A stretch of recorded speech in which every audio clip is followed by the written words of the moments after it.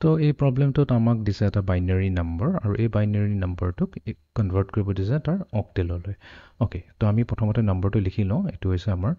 010111011 তো এইটো হৈছে আমাৰ এটা বাইনাৰী নম্বৰ আমাৰ কাম হৈছে ইয়াৰ অক্টেললৈ লৈ যাব লাগিব মানে ইয়াৰ অক্টেল ফৰ্মটো দেখুৱাব লাগে তো আমি কি কৰিম এই বাইনাৰী নম্বৰটো আমি আকৌ এবাৰ নোট ডাউন কৰি ল'ম 01011 011 এতিয়া ইয়াতে আমি আইডেন্টিফাই কৰিম ইয়াৰ LSB যোনটো হৈছে লোৱেষ্ট সিগনিফিকেন্ট বিট আৰু ইয়াৰ হ'ব MSB to 0 most significant bit এতিয়া আমি কি কৰিম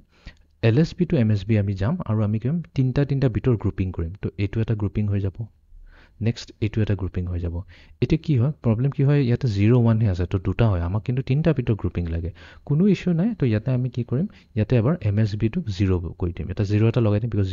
0 লগাব লাগিব 0 কোনো ভ্যালু নাই 1 আমি লগাব নোৱাৰো তেতিয়া আমি ক'ব পাৰিম যে ওকে ইয়াতো আমাৰ এটা গ্ৰুপিং হ'ব 001 এতিয়া আমি টেবলটো চাম তো 011 কোড আহি আছে 011 আমাৰ ইয়াতে আহি আছে 011 মানে কি এইটো হৈছে 3 তো তাৰমানে এই 011 হৈ যাব 3 আৰু এটা গ্ৰুপিং আছে 001 মানে কি হৈছে আমাৰ গ্ৰুপিং হৈ যাব 1 তো তাৰ মানে আমাৰ যোনটো এই বাইনাৰী নম্বৰটো দিছে ইয়াৰ অক্টেল ইকুইভেলেন্ট হ'ব 133